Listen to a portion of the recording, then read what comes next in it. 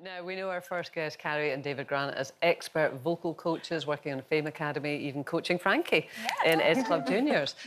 What we might not know is their amazing job away from showbiz as parents. And they join us to talk for the first time about raising their 4 children, who are all neurodivergent, 2 also identify as non-binary and 1 transgender. It's what they call their very modern family.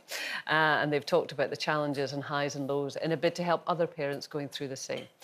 And they're here now to share their inspiring story. Carrie and David, how are you? Thank you so much for coming on. Thank you so much for having us on. Oh, well, not at all. I say we've got the book here, A Very Modern Family. Was it a big decision to share your story? Yeah, I mean, it's got to be, because you're sharing your family's stories, which is, you know, it's vulnerable. However, we realised that since the pandemic, there are so many families who've got children with mental health issues that, in a way, our communities who've got neurodivergent children, like autistic or ADHD kids, we're kind of a little bit ahead of the curve because we've had to think about this stuff for years. So those 80% of kids that are now saying that their mental health has struggled coming out of the pandemic, what's happening to those children? How are their parents helping them? How can they come alongside them? Because you're only as happy as your least happy kid, right? Yeah. So it's having those strategies where you can really input your children, be helpful, and sometimes we just... I mean, David is classic for this.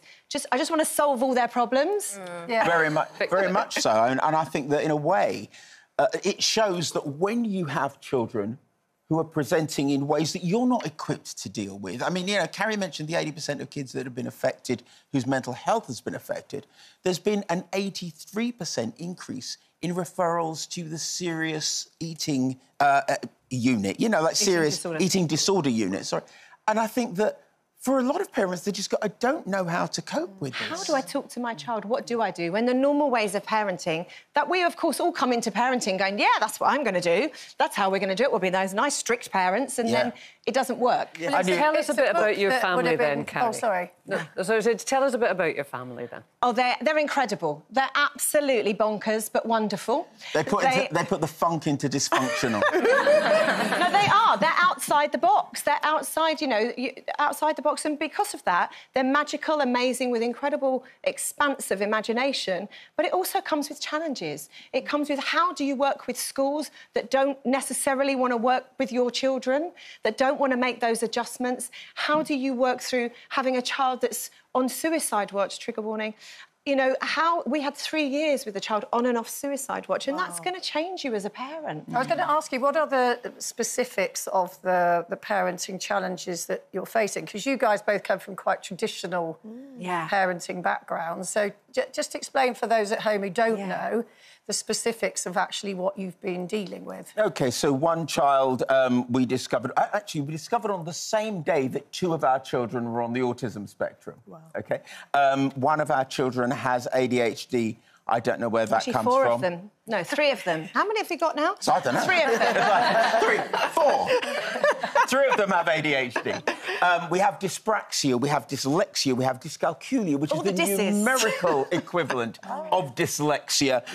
Yeah, all the disses. Somebody should shout house because, like, we've got all of our ducks in a row. The point is, though, that since the pandemic, which is why it's called A Very Modern Family, we've discovered that more and more families whose children aren't neurodivergent are actually going through mental health issues that they don't have a template for, they don't have a grid for, and weren't expecting. And that's why we wrote the book, because it's not just highlighting our story, it's giving strategies, it's giving solutions, it's giving access points to people. Well, how have you learned? And have you always got it right? Oh, through mistakes. No, we haven't always got it right. I mean, the king of literally, mistakes. We have sat there so often. I think your natural instinct is to want to solve problems as a parent, and that's fine, but actually these are long-term complex issues. So for David and I, we'll sit and we'll go, OK, how do we do this bit well? We've got one who's refusing to go to school, we've got one who might be in hospital, and another one that wants to punch me. So how do we do this well? And we have had to learn those strategies. We've looked at things like non-violent resistance. We've looked at things like the communication model, a really simple thing, like rather than when your child says, I don't want to go to school, you go, well, you're going, or it'll be fine when you get there. Of course it'll be all right. Every parent wants to go, you'll be OK. Rather than maybe your child just needs to be heard. Maybe you just need to say, yeah, you don't want to go to school. How have you dealt with the gender identity situation? Because it's a very current topic at the moment. You know, we're all discussing it. It's your kids. You know, how do you deal with it in that context?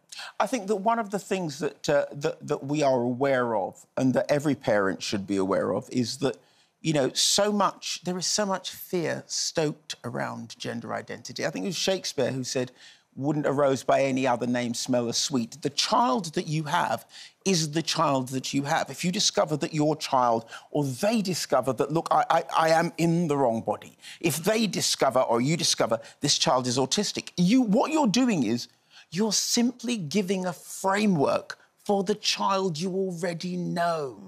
It's not like they are a different person. They're exactly the same person discovering. I think sorry, you know, because, look, I feel like you're saying it's almost like we have to learn as parents to grow with the times, like our children, because we've grown up from a very traditional home. You're from Kingston, you grew up in a single-parent home. And not Kingston in Surrey. No, Kingston in Jamaica. Kingston in Jamaica, you know, if it moves, beat it. Yeah, exactly. So different times. But with that and our different backgrounds, how we grew up, how do you like broach that conversation? What would you say to parents that are in a situation where it's so different to how they grew up, that you open this conversation? I think one of the phrases Dave and I always have in our head is fix your face, which is think about this stuff in advance. Don't let it be that surprise. Right. I remember 2 situations. One was Arlo, who was 9 at the time, sitting around the dinner table, suddenly announced, "I just want you to know I'm a boy and my name is going to be Ian." And the 2 older children went, "Oh, not Ian." And so No disrespect to any Ians out there. Yeah, no, Ian's, you're lovely. And the other situation was one day I'm cooking dinner and Olive is sitting there with a notepad and writes in tiny little writing and pushes the notepad towards me. And it says, "I am non-binary." And I looked at Olive and I just said, "Lovely, darling, of course you are." As though as though at that time they had just said, "I like cheese," and I'd gone, "Yeah, great."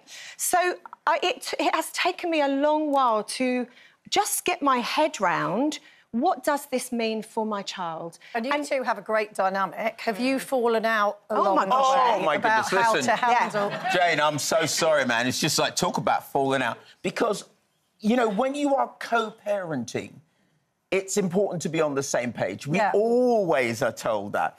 But when the page that you are on changes, when the book that the page is on is a completely different book to the one you need to deal with the situations you have, you either cling to what you know and think, this is going to change, it's going to work out, or you bend, you move, you shift. Yeah. Carrie evolved. I stayed the same. Carrie's perspective was, we need to find out who our children are and go through this storm with them and help them to emerge on the other side. My perspective was, we need to get in the middle of the storm and drag them back to who they were. And they won't do that. People don't do that. And so, yeah... Can I also just say, to not be afraid of some of these modern things? You know, getting pronouns right. I've just misgendered my child just there. You know, it happens. The main thing is correct yourself. Use the they. They, them is not a big deal. It's just they, them. I think, Carrie, that's what it is. People get nervous about that as well. Yeah, they do. Well, listen, and that's why I think it's so important, and I'm sorry we're short of time, but that's why it's so important that you have written about your experiences and other families, you know, can learn from that, I'm sure. Carrie and David, thank you so much. Thank you.